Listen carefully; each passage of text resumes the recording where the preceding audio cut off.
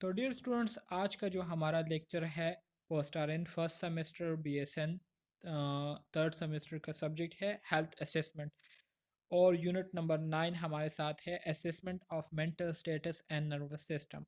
बहुत ही important unit है। एग्जामिनेशन पॉइंट ऑफ व्यू से इससे MCQs आते हैं, 2-3 MCQs आते हैं इससे। तो इसलिए आप लोगों ने जो है कोशिश करनी है कि हर एक चीज़ आप प्रॉपर तरीके से समझे ताकि आपको फिर किसी किस्म की कंफ्यूजन ना हो। ठीक है।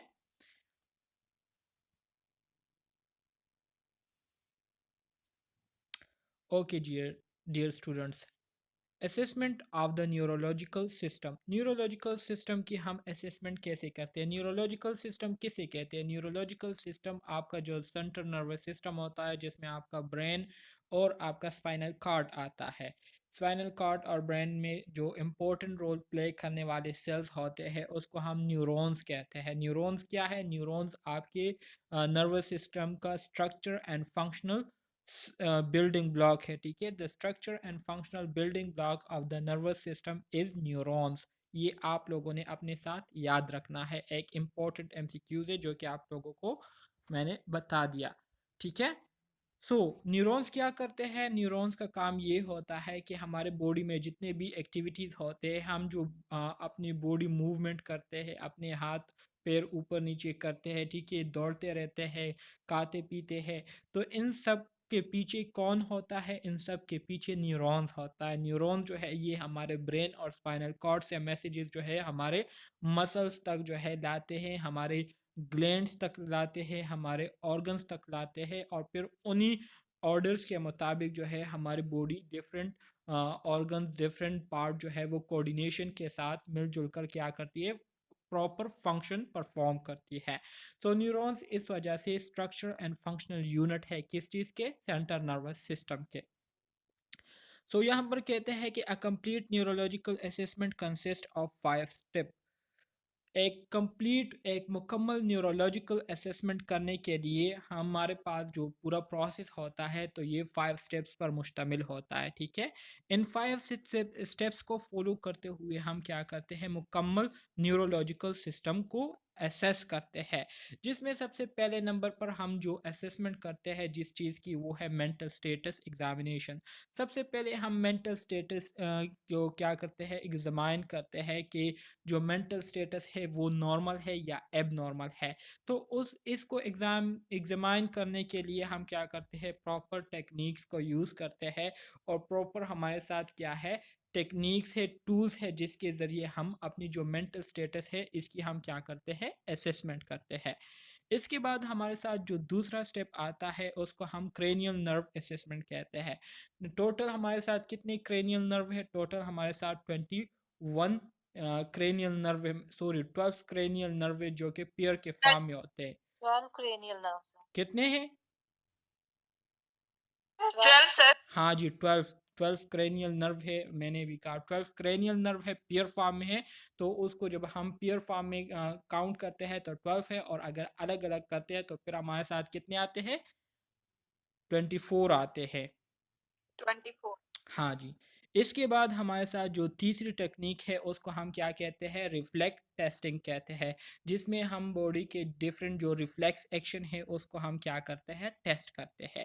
इसके साथ साथ जो चौथा हमारे साथ स्टेप है उसको हम मोटर सिस्टम असेसमेंट कहते हैं, जिसमें हम अपने जो मोटर एक्टिविटीज़ है उसकी असेसमेंट करते हैं। और हमारे साथ जो लास्ट स्टेप आता है वो है सेंसरी सिस्टम असेसमेंट, जिसमें हम अपने जो 5 सेंसेस है इसकी क्या करते हैं? असेसमेंट करते हैं, जैसे कि स्मेल हो गई, टेस्ट हो गई, साइट हो गई, हेयरिंग हो गई, टच हो गई। और तो ये हम और साइट मतलब देखना, तो ये कितने हैं? ये 5 सेंसेस है, इसकी हम प्रॉपर तरीके से असेसमेंट करते हैं। तो इसको, इन पूरे स्टेप्स को फॉलो करते हुए, इन पूरे स्टेप्स को कंप्लीट करते हुए हम मुकम्मल न्यूरोलॉजिकल सिस्टम को क्या कर लेते हैं? असेस कर लेते हैं, उसकी एग्जामिनेशन कर लेते हैं। तो मज़ीद मज़ीद हम आगे बढ़ेंगे। A simple mean of gathering data या gathering a great deal of information about the patient neurological system is to observe the patient walking, talking, seeing and hearing। ठीक है। इसी तरह से इसके अलावा हमारे साथ जो दूसरा सिंपल तरीका है, ठीक है, पेशेंट के न्यूरोलॉजिकल सिस्टम को असेस करने की, तो वो ये है कि आप अपने पेशेंट की जो बात करने का तरीका है, जो चलने फिरने का तरीका है, जो देखने का तरीका है, ठीक है, जो सुनने का तरीका है, उसको आप क्या करें, ऑब्जर्व करें।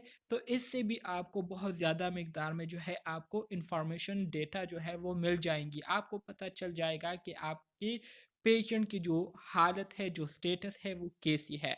सो watching the patient entering the room is also important in giving the examiner information, ठीक है।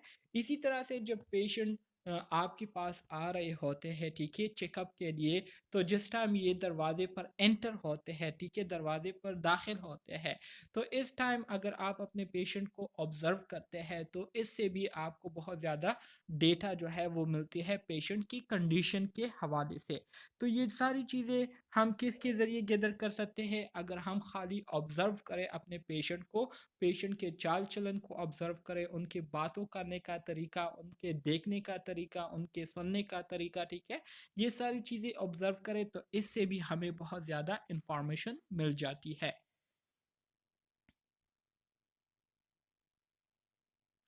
अच्छा जी, मज़ीद आगे बढ़ते हैं। As the patient enter the room, जब पेशेंट आपके रूम में आ जाते हैं, क्लिनिक के रूम में आ जाते हैं, ठीक है, तो हमने मंदरज झेल चीज़ों को क्या करना होता है, चेक करना होता है। सबसे पहले आपने अपने पेशेंट के जो पोस्चर और मोटर बिहेवियर है उसको आपने क्या करना होता है, चेक करना होता है, ठीक है। इसके साथ साथ आपने अपने पेशेंट की ड्रेसिंग चेक करनी है, उनकी ग्रूमिंग चेक करनी है कि कैसे उन्होंने अपने आप को तैयार किया हुआ है। इसके साथ साथ उनकी जो पर्सनल हाइजीन है, मतलब साफ़ सुथराई को आपने चेक करना है कि जो पेशेंट है वो सफाई सुथराई के हवाले से कॉन्शियस है या नहीं, उसका ख्याल रखते हैं या नहीं। इसके साथ साथ आपने अपने पेशेंट के फेस को भी ऑब्जर्व करना है। फेस को ऑब्जर्व करने के इसलिए ज़रूरी होता है कि थ्रू फेस आपको उनके एक्सप्रेशन का पता चल जाता है कि फेशियल एक्सप्रेशन पेशेंट के क्या है। तो जैसे एक्सप्रेशन होंगे तो उससे ही जो है आपको थोड़ा बहुत जो है अंदाज़ा हो जाएगा पेशेंट के बारे में कि पेशेंट जो है वो किस तरह फील कर रहे हैं या सफ़र कर रहे हैं। इसके साथ साथ आपने पेशेंट के मैनर्स को चेक करना है, ठीक है, मूड को चेक करना है कि किस मूड में है, ठीक है, खुश है, रिलैक्स है, या फियरफुल है, या नर्वसनेस का शिकार हुए हैं, ठीक है। इसके अलावा relation to persons and things around him speech, इसके अलावा पेशेंट के इर्द गिर्द जितने भी लोग होते हैं, ठीक है, और जिन चीज़ों और जितने भी चीज़ें होती है, तो उसके हवाले से उस पेशेंट के क्या तासुरात है, ठीक है, पेशेंट के क्या ख्यालात है, क्या परसेप्शन है। तो ये सारी चीज़ें जो है आपने तब नोट करनी होती है जब पेशेंट आपके पास आ रहे होते हैं और जब वो दाखिल होते हैं आपके रूम में, ठीक है, आपके रूम में जहाँ पर आप उनकी चेकअप करने वाले होते हैं।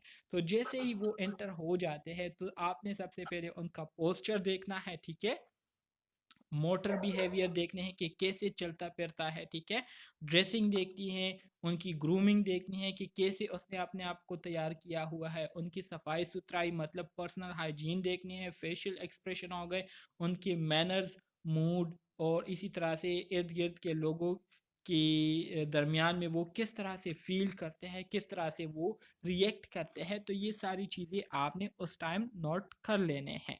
सही है।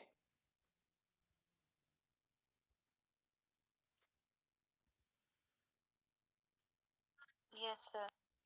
अच्छा जी, जब हम पेशेंट से हेल्थ हिस्ट्री लेते हैं तो हेल्थ हिस्ट्री में हम क्या करते हैं, हेल्थ हिस्ट्री में सबसे पहले हम पेशेंट के जो कॉमन चीफ कंप्लेन होते हैं, पेशेंट को जो प्रेजेंटली मसाइल होते हैं, ठीक है, तो उन मसाइल के हवाले से हम पेशेंट से क्या करते हैं, डेटा गैदर करते हैं, जिसमें वो आपको हेडेक के हवाले से भी जो है कह सकते हैं कि सर पे दर्द है, सीजर के हवाले से भी कह सकते हैं, सिनकोप किसे कहते हैं, सिनकोप ये एक एबनॉर्मल मेंटल कंडीशन होती है जिसमें पेशेंट जो है वो अपने आप में नहीं रहता, तो इसको हम सिनकॉप कहते हैं। उनकी जो सोचने समझने की सलाहियतें होती है तो वो एबनॉर्मली काम कर रही होती है, नॉर्मल नहीं रहती, तो इसको हम सिनकोप कहते हैं, ठीक है। इसके साथ साथ पेन के हवाले से हम पेशेंट से डेटा जो है गैदर करते हैं। इसके अलावा डिस्टर्बेंसेस इन गेट, गेट किसे कहते हैं, गेट से मुराद उनकी चाल चलन में किसी किस्म की डिस्टरबेंस उनको आपको नज़र आ रही है, या वो आपको बता रहे हैं कि मैं प्रॉपर तरीके से चल नहीं पा रहा हूँ या प्रॉपर तरीके से बैठ नहीं पा रहा, ठीक है, या लोगों के साथ जो है वो इंटरेक्शन नहीं कर पा रहा हूँ, तो मतलब ये है कि उनकी गेट्स में क्या है, डिस्टरबेंस है। इसके साथ साथ उनके विजुअल के हवाले से हम उनसे डेटा गैदर करते हैं कि आपकी जो आई साइट है वो कैसी है, दूर की और करीब की नज़र ठीक है या नहीं, तो इसके हवाले से हम उनसे डेटा गैदर करते हैं। इसी तरह से वर्टिगो हो गया, ठीक है। वर्टिगो किसे कहते हैं, सर का चकराना, आंखों के सामने अंधेरे का आ जाना, इसको कहते हैं वर्टिगो, ठीक है। इसी तरह से वर्टाइगो। हाँ जी, मेमोरी डिसऑर्डर हो गया, ठीक है, किसी किस्म की अगर उनको मेमोरी डिसऑर्डर हो, मतलब बात आप उनको करते हैं और वो बात जो है 5-6 मिनट बाद जो है वो उनके जहन से निकल जाती है, या आप उनको एक काम देते हैं और वो काम उनके जहन से निकल जाती है, तो मतलब ये है कि इनकी जो मेमोरी है इसमें किसी ना किसी किस्म की क्या है, डिस्टर्बेंस है, एबनॉर्मलिटी है, डिसऑर्डर है। इसके साथ साथ उनसे हम पूछते हैं कि आया आपको चीज़ें खाना निगलने में कोई मसला तो नहीं होता, डिस्फेगिया तो आपको नहीं है, या जिसे हम स्पीच कहते हैं, स्पीच में किसी किस्म का मसला तो नहीं है, बात करने में आपको किसी किस्म की दुश्वारी तो नहीं फील होती। तो इन चीज़ों के हवाले से हम क्या करते हैं, पेशेंट से डेटा गैदर करते हैं, और ये सारी चीज़ें उनके चीफ कंप्लेंट में आती हैं, मतलब जो उनके साथ हो रहा होता है। सर इसके सीजर्स में क्या होता है? सीजर्स आप नहीं जानते, सीजर्स सीजर से किसके लगता मुराद फिट्स को कहते हैं, मिर्गी का है? दौरा आना, किसके लगता सही है। झटके जब लग जाते हैं उसको हाँ, पेट्स कहा है? जाता हाँ जी बिल्कुल। हाँ, झटके लगना। हाँ जी, झटके सदर लगना से या ब्राउन फिट्स तो नहीं पता। मिर्गी का दौरा आना, मिर्गी में झटके लगते हैं ना। है। और फिर ड्रूलिंग भी साथ में सर शुरू हो जाती है तो ब्राउन फिट्स होता है, ये किसी में नहीं आता है। अच्छा जी, पास्ट हेल्थ हिस्ट्री के हवाले से हम उनसे डेटा गैदर करते हैं, ठीक है। तो पास्ट हेल्थ हिस्ट्री में हम उनकी मेडिकल हिस्ट्री को देखते हैं कि पास्ट में कभी आपको कोई ख़ास न्यूरोलॉजिक स्पेसिफिक कोई बीमारी तो नहीं हुई थी, ठीक है, या नॉन न्यूरोलॉजिक न्यूरोलॉजिक अगर ना भी हो तो माइंड से रिलेटेड किसी किस्म की, ब्रेन से रिलेटेड किसी किस्म की बीमारी अगर आपको हुई हो, तो उसके हवाले से हम डेटा उनसे गैदर करते हैं। इसी तरह से स्पेसिफिक में हम उनसे पूछते हैं कि पास्ट में आपने किसी किस्म की कोई सर्जरी तो नहीं की है, ठीक है, न्यूरो सर्जरी हो गई, या इसी तरह से कोई और सर्जरी आपने तो नहीं की है, या न्यूरोलॉजिकल प्रॉब्लम के लिए किसी किस्म के मेडिकेशन तो आपने नहीं लिए हैं, जैसे कि एंटी डिप्रेसेंट मेडिकेशन हो गए, नारकोटिक्स हो गए, एंटी एंजाइटी हो गए, एंटी सीजर मेडिकेशन हो गए। तो इन चीज़ों के हवाले से हम उनसे पूछते हैं कि आपको इससे रिलेटेड कोई मसला तो पास्ट में नहीं था, अगर था तो उसके लिए आपने क्या किया था, मेडिकेशन लिए थे तो कौन से मेडिकेशन लिए थे, अगर नहीं लिए थे तो क्यों नहीं लिए थे, ठीक है। तो ये सारी डेटा जो है हम पेशेंट से पास्ट हेल्थ हिस्ट्री में क्या करते हैं, गैदर करते हैं। इसके अलावा हम उनसे पूछते हैं कि आपको कहीं कभी कहीं पर सर पर चोट तो नहीं लगी थी, ठीक है, या कहीं पर आपने एक्सीडेंट तो नहीं किया था जिसकी वजह से आपके सर पर चोट आया हो, ठीक है, या आप जो है अपनी ज़हनी तवाज़ुन जो है वो खो बैठे हो। तो ये सारा डेटा जो है हम उनसे पास्ट हेल्थ हिस्ट्री में क्या करते हैं, गैदर करते हैं, ठीक है। सर ओके जी। सो इसके बाद फिर हम उनसे फैमिली हिस्ट्री के बारे में पूछते हैं। Yes sir.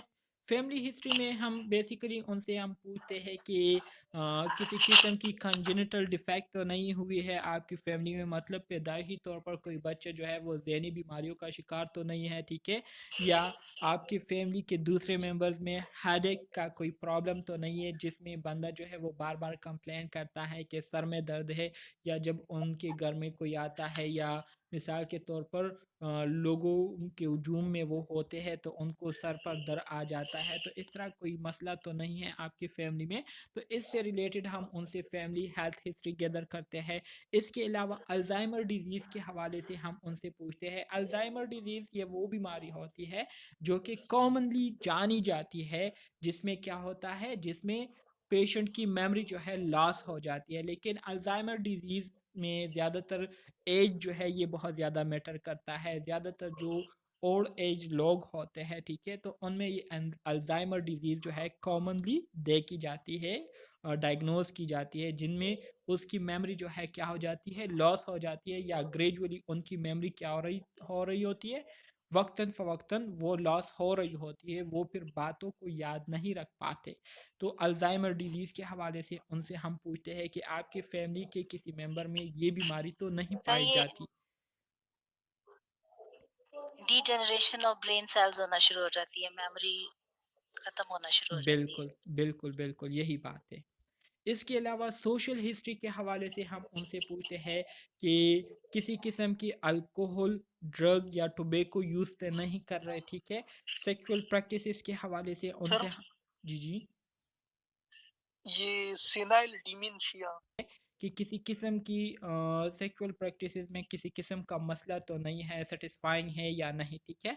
इसके अलावा ट्रैवल हिस्ट्री के हवाले से हम उनसे पूछते हैं कि कहीं पर आपने ट्रैवल तो नहीं किया है, मिसाल के तौर पर कई ऐसे इलाके की तरफ तो आप नहीं गए हैं जहाँ पर ये ब्रेन से रिलेटेड बीमारियाँ बहुत ज़्यादा पाई जाती हो, ठीक है, या ऐसी जगह तो नहीं गए हैं जहाँ पर बहुत ज़्यादा स्ट्रेसफुल माहौल रहा हो, ठीक है।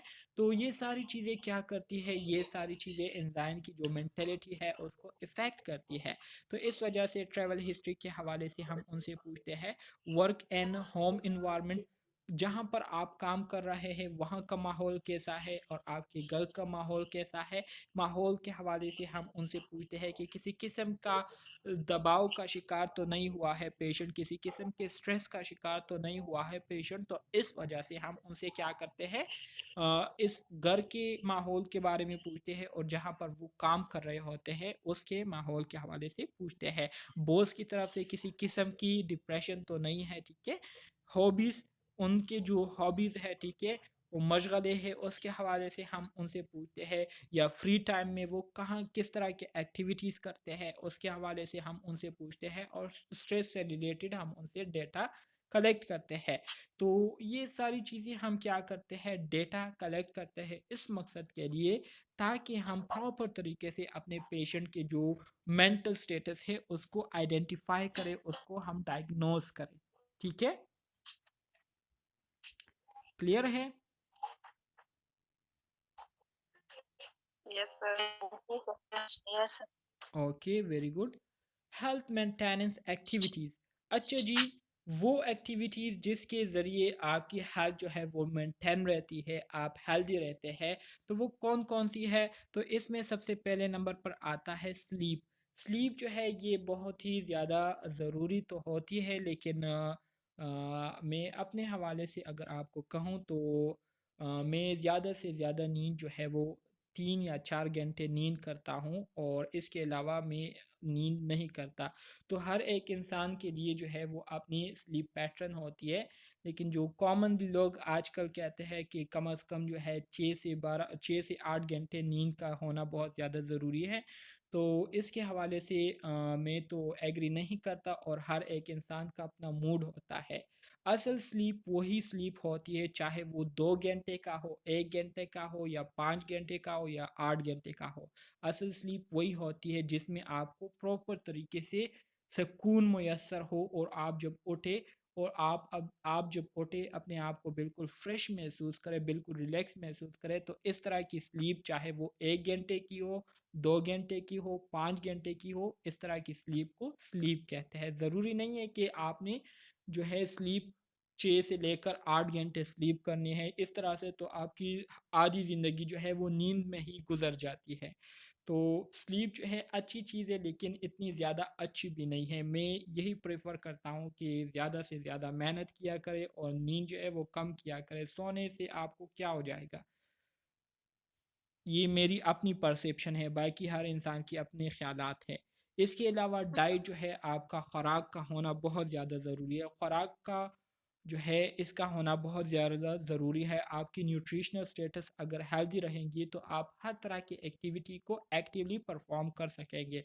ख़ास तौर पर सुबह का जो नाश्ता होता है उसको अगर आप अच्छे तरीके से करेंगे तो आप जो है पूरा दिन एनर्जेटिक रहेंगे। अगर आपके सुबह का नाश्ता जो है वो ठीक नहीं है तो इससे जो है आप अपने आप को तका-तका जो है फ़ील करेंगे और भूख में भी फिर बहुत ज़्यादा आप क्या होंगे, डिस्टर्ब रहेंगे। इसी तरह से एक्सरसाइज जो है ये बहुत अच्छी चीज़ है, ठीक है। इससे आपकी पूरी बॉडी की जो ब्लड सर्कुलेशन है वो मेंटेन रहती है। इंसान को अपना आप जो है बिल्कुल फ्रेश जो है वो महसूस होता है, हेल्दी जो है इससे इंसान रहता है, स्मार्ट रहता है। इसके साथ साथ यूज़ ऑफ सेफ्टी डिवाइसेस, मुख्तलिफ़ किस्म के सेफ्टी डिवाइसेस है, ठीक है, जिससे हम अपने आप को मुख्तलिफ़ किस्म की चीज़ों से महफूज रखते हैं। उसका इस्तेमाल करना जो है ये क्या है, हेल्थ मेंटेनेंस एक्टिविटीज़ में आता है, ठीक है। इसके साथ साथ हेल्थ चेकअप, और हर 6 मंथ बाद जो है आप अपनी पूरी बॉडी के चेकअप करते हैं।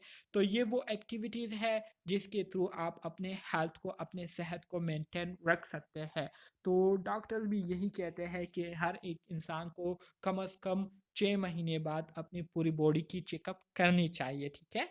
तो इससे ये होगा कि इंसान को जो है पता चल जाएगा कि क्या हो रहा है, क्या नहीं हो रहा। अच्छा जी, ऑब्जेक्टिव डेटा, अब आ जाते हैं ऑब्जेक्टिव डेटा की तरफ, ठीक है। पहले हम सब्जेक्टिव डेटा के बारे में बात कर रहे थे जिसमें हम अपने पेशेंट से पूछते थे कि हमें इन इन चीज़ों के बारे में बताएं। अब आ जाते हैं ऑब्जेक्टिव डेटा की तरफ, जिसमें हम पेशेंट से कुछ नहीं पूछते बल्कि पेशेंट की जो स्टेटस है, उनकी जो कंडीशन है उसको देखते हुए हम क्या करते हैं, पेशेंट के बारे में डेटा गैदर करते हैं। तो इसको ऑब्जेक्टिव डेटा कहते हैं। तो फिज़िकल एग्ज़ामिनेशन में हम क्या करते हैं, फिज़िकल एग्ज़ामिनेशन में सबसे पहले हम प्रिपरेशन करते हैं, पेशेंट को प्रिपेयर करते हैं। सो स्क्रीनिंग, न्यूरोलॉजिक एग्ज़ामिनेशन के लिए हम क्या करते हैं, स्क्रीनिंग करते हैं पेशेंट की। इसके साथ साथ न्यूरोलॉजिकली जो है उनको दोबारा से हम रीचेक करते हैं, demonstrate deficit who require periodic assessment. ऐसे प्रॉब्लम जिसको बार बार असेसमेंट की ज़रूरत होती है तो उसके हवाले से हम क्या करते हैं, डिमॉन्स्ट्रेशन देते हैं अपने पेशेंट को, ठीक है। उनको बताते हैं कि आपने जो है इसके लिए आना है और इसके लिए आपने जो है रूटीनली जो है चेकअप करनी है, ताकि वक्तन फ़वक्तन आपकी जो न्यूरोलॉजिकल कंडीशन है उसके बारे में हमें पता चलता रहे कि अंदर ब्रेन के अंदर क्या हो रहा है। इसके अलावा इन चीज़ों के लिए हमें जिन टूल्स की ज़रूरत होती है, जिन इक्विपमेंट्स की हमें ज़रूरत पड़ती है, ठीक है। तो इसमें सबसे पहले हमारे साथ पेन लाइट हो गया, ठीक है। पेन लाइट में सबसे पहले हम क्या करते हैं, सबसे पहले तो हम पेन लाइट के ज़रिए जो आई की रिस्पॉन्स होती है, रिस्पॉन्स टू लाइट, लाइट को जो आई रिस्पॉन्स देता है, मतलब जो प्यूपिल रिस्पॉन्स होता है उसको हम चेक करते हैं, ठीक है। इसी तरह से टंग ब्लेड हो गया, ठीक है, जिसके ज़रिए हम टंग को क्या करते हैं, मैनेज करते हैं। कॉटन स्वाब हो गए, ठीक है, कॉटन बॉल हो गए, ट्यूनिंग फॉर्क हो गए। ट्यूनिंग फॉर्क के ज़रिए हम पेशेंट की जो ऑडिटरी फंक्शन होते हैं उसको हम क्या करते हैं, चेक करते हैं। इसके साथ साथ परकशन हैमर हो गया, जिसके ज़रिए हम पेशेंट के रिफ्लेक्स एक्शन को क्या करते हैं, चेक करते हैं। तो ये वो इक्विपमेंट है जो कि फ़िज़िकल एग्ज़ामिनेशन के दौरान हमें इसकी ज़रूरत पड़ सकती है। तो ये फ़िज़िकल एग्ज़ामिनेशन के दौरान हमारे साथ रूम में होने चाहिए, इसकी अवेलेबिलिटी जो है आपने इंश्योर करनी है। तो ये वो तमाम चीज़ें हैं जो कि अभी मैंने आपको बताई, जो कि आपको यहाँ पर नज़र आ रहा है, इसको हम क्या कहते हैं, इसको हम ट्यूनिंग फॉर्क कहते हैं, ठीक है। इसी तरह से ये आपके पास पेन लाइट है, इसी तरह से ये आपके पास टंग ब्लेड है, ये आपके पास कॉटन स्वैब है, और ये आपके पास ये कॉटन बॉल है, और ये आपके पास दूसरे है जिसके ज़रिए मिसाल के तौर पर हम इनसाइड कैनल, मतलब नोज़ के अंदर या माउथ के अंदर या ईयर के अंदर इसको हम यूज़ करते हैं। कॉटन स्टिक भी इसको मेरे ख्याल में कहते हैं। कॉटन बड। हाँ जी, बिल्कुल। मज़ीद आगे बढ़ते हैं।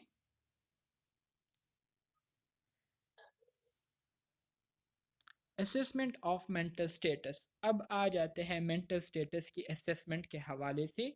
अब बात करेंगे और मेंटल स्टेटस को कैसे एसेस करते हैं इस पर हम डिस्कशन करेंगे।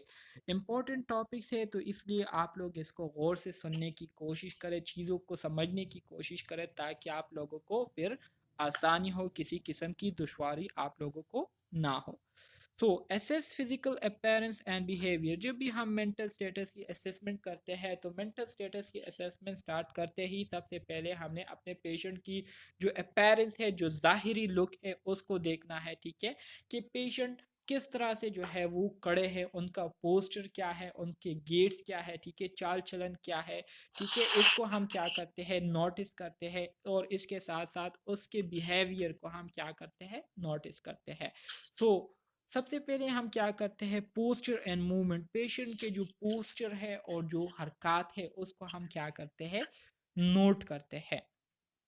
इसमें हम क्या करते हैं, एबिलिटी टू वेट पेशेंटली। इसमें हम पेशेंट की सब्र करने की जो सलाहियत है उसको देखते हैं कि पेशेंट को जब हम सब्र करने के लिए कहते हैं, वेट करने के लिए कहते हैं, तो वेट वो कर सकते हैं या नहीं, किसी चीज़ के लिए वो सब्र कर सकते हैं या नहीं, उनमें सब्र है या नहीं। ठीक है, और किस तरह से वो खड़े होते हैं, किस तरह से वो किसी चीज़ के लिए वेट करते हैं। ठीक है, तो इसको हम देखते हैं। पोस्चर इज स्लम्ड, रिलैक्स और स्टिफ। पोस्चर जो है उनका स्लम्ड है। स्लम्ड कैसे, आपको ये वाला नज़र आ रहा है जिसमें इन्होंने क्या किए हुए, सर थोड़ा सा झुकाया हुआ है, इसको स्लम कहते हैं। इसी तरह से रिलैक्स अगर आप देखें तो पेशेंट उसमें रिलैक्स रहता है, और अगर स्टिफ आप देखें तो पेशेंट उसमें बिल्कुल सीधा खड़ा रहता है। ठीक है, तो इसको हम स्टिफ कहते हैं। तो उनके पोस्चर को हम देखते हैं कि उनके खड़े रहने का अंदाज जो है वो कैसा है। इसके साथ साथ पेशेंट हरकत कैसे कर रहा है, कैसे उन वो मूवमेंट कर रहा है, इसको हम नोट करते हैं। पेशेंट के जो गेट्स है, ठीक है, चाल चलन है, उसको हम क्या करते हैं, नोट करते हैं। तो ये हम पोस्चर और मूवमेंट में हम इन चीज़ों को क्या करते हैं, नोटिस करते हैं।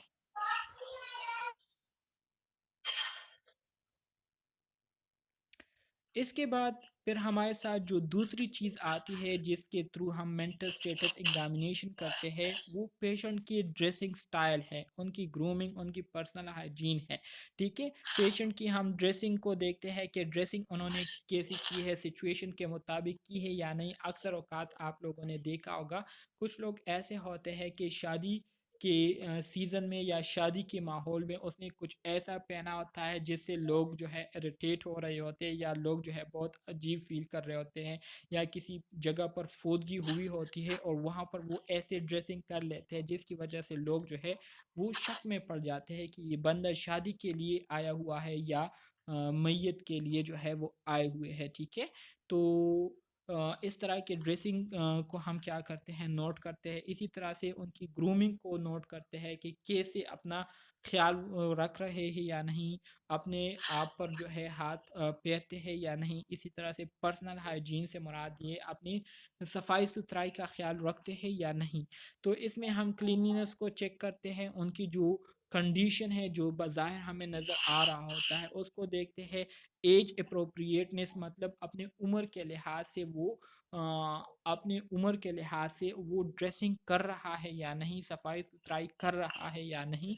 वेदर अप्रोप्रिएटनेस, मौसम के लिहाज से वो कैसे कपड़े पहन रहा है, मौसम के मुताबिक पहन रहा है या नहीं। ठीक है, या गर्मी में जो है उसने जो है कंबल ओढ़ी हुई है, उसने जो है स्वेटर पहना हुआ है, साथ में चादर ओढ़ी है, या सर्दी में जो है वो बिल्कुल बगैर किसी स्वेटर के, बगैर किसी चादर के, बगैर किसी कंबल के जो है वो बाहर निकला हुआ है और पागलों की तरह जो है वो इधर उधर फिर रहा है। तो ऐसे लोगों को फिर लोग जो है कहते हैं कि ये बंदा मुझे ठीक नज़र नहीं आ रहा।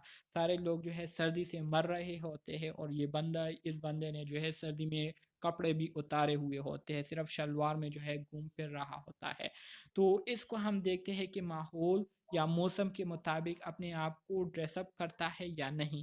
इन personal grooming you will watch. Personal grooming में हम अपने पेशेंट की जो एडिक्वेसी है, ठीक है, उसको देखते हैं और ओडोर को देखते हैं कि पेशेंट जो है प्रॉपर तरीके से अपने सफाई सुथराई का ख्याल रख रहा है या नहीं, या ऐसा ना हो कि पेशेंट जो है उससे बहुत ज़्यादा बदबू आ रही हो या बिल्कुल जो है वो गंदा जो है वो फिर रहा है। ठीक है, तो इसको हम क्या करते हैं, पर्सनल पर्सनल ग्रूमिंग में इसको हम देखते हैं, नोटिस करते हैं।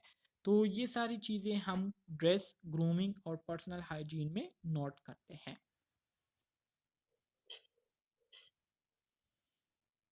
इसी तरह से फेशियल एक्सप्रेशन को भी हम बहुत ज़्यादा क्या करते हैं, इम्पोर्टेंस देते हैं, क्योंकि फेशियल एक्सप्रेशन का इसमें बहुत ज़्यादा इम्पोर्टेंट रोल होता है, जिसका डायरेक्टली हमारे माइंड से, हमारे जो इमोशन है, हमारे जो फीलिंग्स है, उससे क्या होता है, कनेक्शन होता है। तो इस वजह से फेशियल एक्सप्रेशन को नोट करना बहुत ज़्यादा ज़रूरी होता है। फेशियल एक्सप्रेशन में हम अप्रोप्रिएटनेस को देखते हैं कि माहौल के मुताबिक वो फेशियल एक्सप्रेशन दे रहे हैं या नहीं। अक्सर औक़ात आप लोगों ने नोट किया होगा कि बहुत ज़्यादा गम का माहौल होता है और एक ऐसा नमूना उसमें होता है कि जो गम के माहौल में भी लोगों को क्या करते हैं, हँसाते रहते हैं। तो ये एप्रोप्रिएटनेस नहीं होती, माहौल के मुताबिक उसमें जो है वो नहीं होता, ठीक है? कि माहौल के मुताबिक वो नहीं चल रहा होता है। और कुछ लोग ऐसे होते हैं जो कि जिस तरह का माहौल होता है, उसी माहौल के मुताबिक वो क्या करते हैं, एक्ट करते हैं, फेशियल एक्सप्रेशन देते हैं। तो एप्रोप्रिएटनेस देखते हैं, वेरिएशन मतलब जैसे कि मैंने आपको बताया कि गम का माहौल है और वो जो है लतीफ़े पे लतीफ़े और दाँत जो है वो बाहर निकाले हुए होता है और हँस रहा होता है, तो लोग उनको घूर रहे होते हैं कि ये कैसा बंदा है, यहाँ पर क्या चल रहा है और ये बंदा क्या कर रहा है। इसी तरह से साइमेट्री को देखते हैं, ठीक है? कि फेशियल एक्सप्रेशन और फेशियल जितने भी आई है, नोज़ है, लिप्स है, ईयर्स है, ठीक है? ये सारी चीज़ें अपनी जगह पर है या नहीं, प्रॉपर लोकेशन पर मौजूद है या नहीं, तो इसको कहते हैं साइमेट्री, ठीक है? तो इसको हम देखते हैं। तो यहाँ पर नीचे आपको डायग्राम नज़र आ रहे होंगे जिसमें आपको मुख्तलिफ एक्सप्रेशन जो है वो आपको दिखाए गए हैं। तो आप खुद ही इसको देखकर अंदाज़ा लगा सकते हैं कि कौन से एक्सप्रेशन किस तरह की फीलिंग को शो कर रही हैं।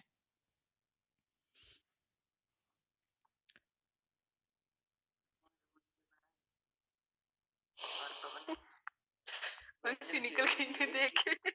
नॉर्मल फाइंडिंग, नॉर्मल फाइंडिंग में हम क्या करते हैं, नॉर्मली जब हम पेशेंट को एग्जामाइन कर रहे होते हैं और जब हम उनकी एग्जामिनेशन कर लेते हैं, ठीक है? तो एग्जामिनेशन के बाद नॉर्मल जो उनकी कंडीशन होती है, तो नॉर्मली उनका पोस्चर कैसा होता है, पोस्चर एरेक्ट होता है, ठीक है? मतलब बिल्कुल सीधा करे रहते हैं। गेट स्मूथ, उनके जो चाल चलन है वो स्मूथ होते हैं, ठीक है? बॉडी मूवमेंट जो है वो साइमेट्रिकल होती है, मतलब नॉर्मली और अंडर कंट्रोल जो है वो बॉडी मूवमेंट कर रहा होता है, ठीक है? इसके साथ साथ बिल्कुल साफ सुथरा रहता है, वेल ग्रूम हुआ होता है, अपने कपड़ों के जो बटन है वो पहने हुए होते हैं, बिल्कुल सारी चीज़ें ठीक की होती है, क्लॉथ जो है उनके एज और माहौल के मुताबिक उन्होंने कपड़े पहने हुए होते हैं। फेशियल एक्सप्रेशन जो है उनके अप्रोप्रिएट होते हैं, जिस तरह से वो बात कर रहे होते हैं तो उनके कम्युनिकेशन के मुताबिक उनके एक्सप्रेशन होते हैं, ठीक है? इसके साथ साथ इफ़ेक्ट अप्रोप्रिएट टू सिचुएशन, उनके जो इमोशंस होते हैं, इफ़ेक्ट से मुराद उनके जो इमोशन या फीलिंग्स होती है, तो वो सिचुएशन और जो कल्चर नॉर्म्स तौर तरीके होते हैं उसी के मुताबिक उनके क्या होते हैं, इमोशंस होते हैं, फीलिंग्स होते हैं, जज्बात, एहसासात होते हैं। तो ये नॉर्मली आपको, जो नॉर्मल लोग होते हैं उनमें आपको ये चीज़ें ऐसे नज़र आएंगी। ओके डियर स्टूडेंट्स, तो हम कम्युनिकेशन के बारे में बात कर रहे थे कि नॉर्मली वो लोग जिनके मेंटल स्टेटस बिल्कुल नॉर्मल होती है, तो आपको उनकी कम्युनिकेशन नॉर्मली कैसे मिलेंगी, उनकी जो कम्युनिकेशन होंगी able to produce spontaneous and coherent speech, ठीक है? मतलब ये है कि वो ठीक तरीके से बात कर सकेंगे, उनकी जो बातें होंगी वो बिल्कुल नॉर्मल होंगी, लोग उसको आसानी से समझेंगे। लेकिन अगर वो पेशेंट जो कि मेंटली तौर पर थोड़ा-सा क्या हो, एब्नॉर्मल हो, तो उनकी जो कम्युनिकेशन स्टाइल होती है वो क्या होती है, एक्सप्रेसिव एफेज़िया। एक्सप्रेसिव एफेज़िया से मुराद ये है कि उसमें वो प्रॉपर तरीके से बात नहीं कर पाते, ठीक है? प्रॉपर तरीके से अल्फ़ाज़ को जो है वो नहीं अदा कर बात नहीं कर पाते। तो डिफ़िकल्टी इन स्पीचिंग मतलब उनको स्पीच करने करने में, बात करने में उनको बहुत ज़्यादा दुश्वारी होती है। इसी तरह से रिसेप्टिव एफेजिया में क्या होता है, रिसेप्टिव एफेजिया में वो गलत अल्फाज को यूज़ करते हैं। इसी तरह से insert non existent word into speech. Non existent word into speech से मुराद ये है कि दूसरे लोगों की ज़ुबान बोल रहे होते हैं, मतलब किसी ने उनके जहन में कोई बात बिठाई होती है तो वो उसी बात को क्या कर रहे होते हैं, दोहरा रहे होते हैं। इसके अलावा string normal words together randomly, और जितने भी नॉर्मल वर्ड्स होते हैं तो उसको क्या करते हैं, रैंडमली जो है मिलकर क्या करते हैं, उसको अदा करते हैं, जिसकी वजह से समझना लोगों के लिए बहुत ज़्यादा मुश्किल हो जाता है। ग्लोबल एफेजिया से क्या मुराद है, यूजुअली म्यूट और use repetitive vocalisation. Global aphasia से मुराद ये है कि इसमें आपको ज़्यादातर जो पेशेंट है वो बिल्कुल खामोश नज़र आएंगे, क्योंकि एफेजिया मतलब अनेबल टू स्पीक या अनेबल टू प्रोड्यूस वर्ड्स, ठीक है, तो इसको कहते हैं म्यूट, ठीक है, एफेजिया। या जो बोल रहे होते हैं तो बार बार जो है एक ही अल्फाज या एक ही सेंटेंस को रिपीट कर रहे होते हैं, जिसकी वजह से लोगों को उसकी कुछ समझ नहीं आती। तो ये आपको तब ये कंडीशन देखने को मिलेंगी जब पेशेंट मेंटली तौर पर, उनकी जो मेंटल स्टेटस है वो एबनॉर्मल होंगी। तो एबनॉर्मल होने की वजह से उनकी जो कम्युनिकेशन एबिलिटी है वो क्या होगी, इफेक्ट होगी। क्लियर है? अच्छा जी, अब आ जाते हैं लेवल ऑफ कॉन्शियसनेस की तरफ। लेवल ऑफ कॉन्शियसनेस की तरफ आ जाते हैं कि किस हद तक एक बंदा जो है वो कॉन्शियस होता है। The single most valuable indicator of neurological function is the individual level of consciousness. अगर आप किसी शख्स की, किसी बंदे की जो न्यूरोलॉजिकल फंक्शन है, उनके ब्रेन्स की जो एबिलिटी है, ठीक है, उसको आप मालूम करना चाहते हैं, तो सबसे जो मोस्ट वैल्यूएबल इंपॉर्टेंट इंडिकेटर है जिसके ज़रिए आप उनकी जो मेंटल फंक्शन है उसको मालूम कर सकते हैं, तो वो है लेवल ऑफ कॉन्शियसनेस। मतलब किस हद तक एक बंदा जो है वो कॉन्शियस है। मतलब जब आप उनको पुकारते हैं तो वो आपकी पुकारने पर डायरेक्टली आपको रिस्पॉन्स देता है या नहीं, या उसमें थोड़ा सा टाइम लगाता है या बहुत टाइम लगाता है। कोई काम करने के लिए उनको आप कहते हैं तो वो उसी टाइम उसको करते हैं या उसको करने में वो टाइम लेता है। तो इसको कहते हैं लेवल ऑफ कॉन्शियसनेस, ठीक है। So you can legally describe the patient condition in the nursing notes by saying appear to be alert, lethargic और सो फॉर, ठीक है। अगर आप जो है एक पेशेंट को कहते हैं कि हाथ ऊपर करे और वो उसी टाइम ऊपर करे, तो इसका मतलब ये है कि उनका जो लेवल ऑफ कॉन्शियस है वो क्या है, अलर्ट है, एक्टिव है। अगर आप एक बंदे को कहें कि उठ जाए, ठीक है, अपने बेड से सीधा खड़े उठ जाए, ठीक है, और वो खड़ा तो हो जाता है, लेकिन खड़ा होने में आपको दिखाई दे रहा है कि बंदा जो है बहुत ज़्यादा लेजीनेस जो है वो शो कर रहा है, बहुत ज़्यादा जो है क्या कर रहा है, बहुत ज़्यादा लेजीनेस शो कर रहा है, बहुत ज़्यादा जो है लेथार्जिक शो कर रहा है, ठीक है, बहुत ज़्यादा थका थका जो है वो दिखाई दे रहा है। तो इस वजह से इस कंडीशन को हम कहेंगे कि इनकी जो लेवल ऑफ कॉन्शियसनेस है वो क्या है, लिथार्जिक है। और अगर बहुत ज़्यादा टाइम ले रहा हो तो फिर हम क्या कहेंगे, उसके लिए दूसरे टर्म्स आते हैं। सो अलर्ट में क्या होता है, अलर्ट की अगर हम बात करते हैं तो अलर्ट में कंडीशन कैसी होती है पेशेंट की। So the patient is awake and verbally and motorly responsive, ठीक है। मतलब अगर आप पेशेंट को कोई बात कहते हैं तो वो आपको उसी टाइम उसका जवाब देते हैं, ठीक है, वर्बली भी। और इसके साथ साथ अगर कोई काम करने के लिए उनको आप कहते हैं तो मोटरली भी वो क्या होते हैं, रिस्पॉन्सिव होते हैं, उसी टाइम वो क्या करते हैं, हरकत करते हैं। अगर आप उनको कहते हैं कि खड़े हो जाए, खड़े हो जाता है, बैठे बैठ जाते हैं, लेटे लेट जाते हैं। तो मतलब आपके इशारों पर जो है वो चल रहा होता है। तो इसका मतलब ये है कि ये क्या है, ये बंदा, इनकी जो लेवल ऑफ कॉन्शियसनेस है क्या है, अलर्ट है। ये आप लोगों ने याद रखना है, एमसीक्यूज में आएगा, ठीक है। फिर इसके बाद दूसरे नंबर पर आता है लेथार्जिक। लेथार्जिक से क्या मुराद है, the patient is sleepy and drowsy. जैसे कि मैंने आपको कहा कि आप उनको कोई काम करने के लिए कहते हैं तो वो काम कर लेते हैं, लेकिन जिस तरीके से करते हैं तो ऐसे दिखाई देता है जैसे कि 5 दिनों से बिल्कुल लेटा ही ना हो या बिल्कुल उसने जो है आराम किया ही ना हो, थके थके और बहुत ज़्यादा लेजी जो है आपको दिखाई देंगे, ठीक है। And will awaken and response appropriately to command, मतलब ये है कि आप उनको जो काम देते हैं वो काम तो करेंगे, लेकिन फ़र्क इसमें सिर्फ इतना होगा कि आपको लेजीनेस जो है इनमें मिलेंगी, आपको जो है इनमें जो है बहुत ज़्यादा क्या कहते हैं बहुत ज़्यादा तके तके जो है आपको नज़र आएंगे। इसके बाद जो लेवल ऑफ कॉन्शियस है उसको हम स्टूपर कहते हैं। स्टूपर क्या है, इसमें क्या होता है, the patient become unconsciously spontaneously and is very hard to awaken. इसमें आपका जो पेशेंट होता है वो अनकॉन्शियस हो जाता है और इसको एक्टिव करना बहुत ज़्यादा क्या हो जाता है, मुश्किल हो जाता है, इसको जगाना बहुत ज़्यादा मुश्किल हो जाता है। मिसाल के तौर पर नॉर्मली जब बंदा सोया हुआ होता है तो जैसे ही आप उसको टच करते हैं, ठीक है, या जैसे ही आप उसको आवाज़ देते हैं तो नींद में सोने के बावजूद वो आपको उसी टाइम रिस्पॉन्स देते हैं या उसी टाइम जो है सीधा उठ खड़े हो जाते हैं, तो उसको कहते हैं अलर्ट।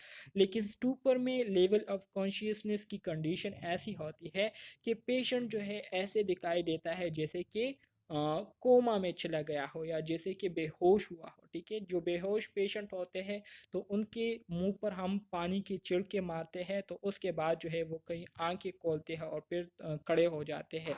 बिल्कुल इसी तरह से स्टूपर कंडीशन में भी होता है और ऐसे पेशेंट को जगाना बहुत ज़्यादा मुश्किल हो जाता है। तो इस लेवल को क्या कहते हैं, स्टूपर लेवल ऑफ कॉन्शियस कहते हैं। इसी तरह से फिर आपके पास जो अगली कंडीशन है या स्टेट है उसको हम सिमी कोमा कहते हैं।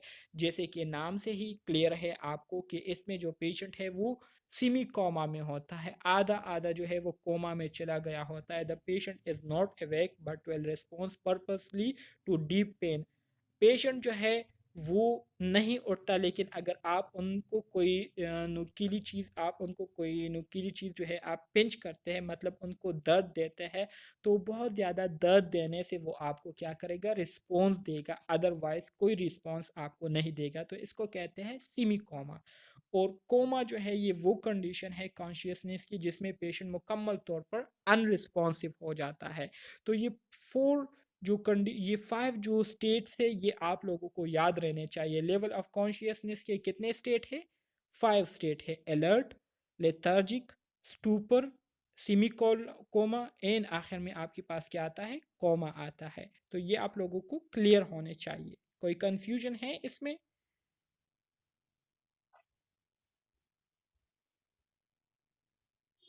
No sir. Okay, very good. अच्छा जी, ग्लासको कोमा स्केल, इससे जो है लाजमी तौर पर आपको 1 या 2 MCQs मिलेंगे ग्लासको कोमा स्केल से, ठीक है। इसको आप गौर से सुने और इसको अंडरस्टैंड करें। मैं आपको MCQs वाइज इसको जो है डिस्कस करूँगा। सो बिल्कुल इसी तरह से अगर आप याद करेंगे तो इंशाल्लाह आपके लिए कोई मसला नहीं होगा। ग्लासको कोमा स्केल क्या है? ग्लासको कोमा स्केल जो है ये हमारे साथ एक ऐसा स्केल है जिसके ज़रिए हम क्या करते हैं, लेवल ऑफ कॉन्शियसनेस को हम क्या करते हैं, चेक करते हैं, ठीक है। इसमें हम कौन कौन से कंपोनेंट चेक करते हैं, इसमें हम 3 कंपोनेंट को चेक करते हैं। सबसे पहले आई रिस्पॉन्स चेक करते हैं, वर्बल रिस्पॉन्स चेक करते हैं और मोटर रिस्पॉन्स चेक करते हैं। तो पहला MCQs आपके पास ये आएगा कि Glasgow coma scale is use for what, for checking level of consciousness के लिए हम इसको यूज़ करते हैं। फिर ग्लासको कोमा स्केल के कौन कितने कंपोनेंट है, 3 कंपोनेंट है। कौन कौन से, आई, वर्बल एंड मोटर, ठीक है। कि बात कैसे करता है, रिस्पॉन्सिव है या इन रिस्पॉन्सिव है, आई जो है वो रिस्पॉन्सिव है या इन रिस्पॉन्सिव है, ठीक है।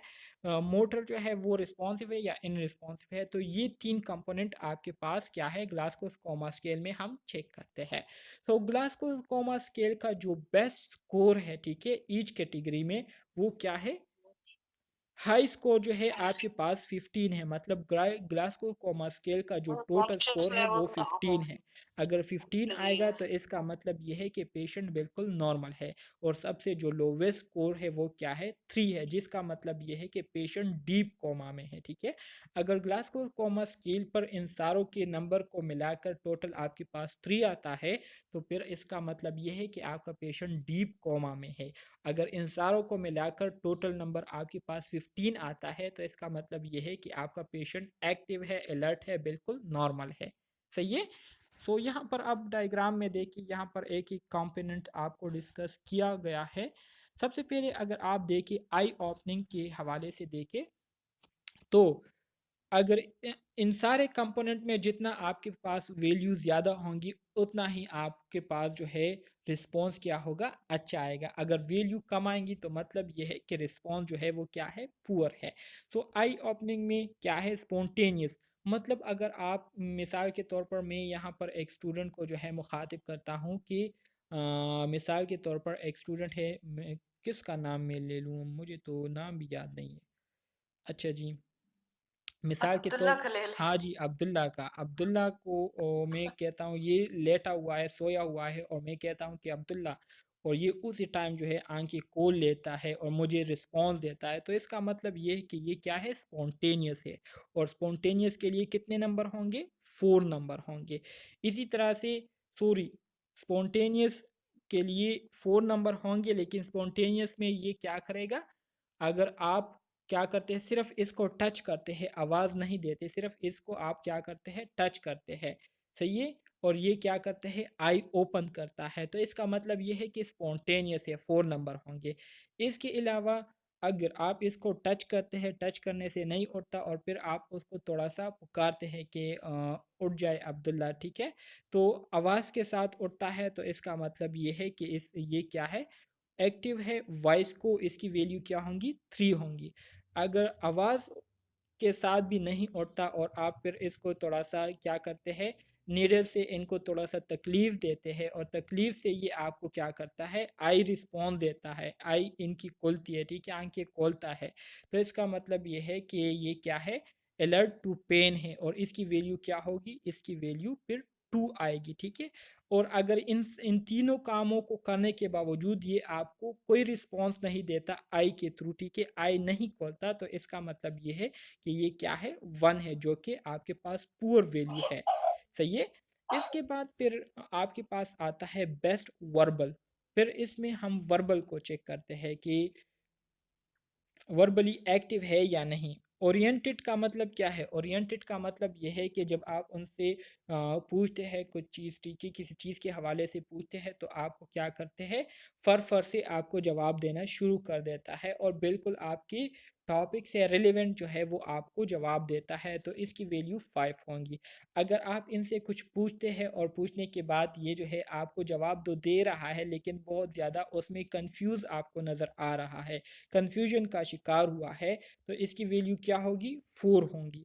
इसी तरह से अगर आप इनसे बात कर रहे हो और बात करने के दौरान जो पेशेंट है वो इनअप्रोप्रिएट वर्ड्स का यूज़ कर रहा है, ठीक है, मतलब सही अल्फाज का चुनाव नहीं कर रहा, तो इसकी वैल्यू क्या होगी, 3 होंगी। इसी तरह से इनकम्प्रिहेंसिव साउंड, मतलब बहुत तेज़ आवाज़ में बोल रहा है और बिल्कुल एबनॉर्मली बोल रहा है, अल्फाज का चुनाव भी सही नहीं है, तो इसकी वैल्यू 2 होंगी। और अगर बिल्कुल ही बोल नहीं पा रहे, ठीक है, खामोश है, तो इसकी वैल्यू क्या होंगी, 1 होंगी।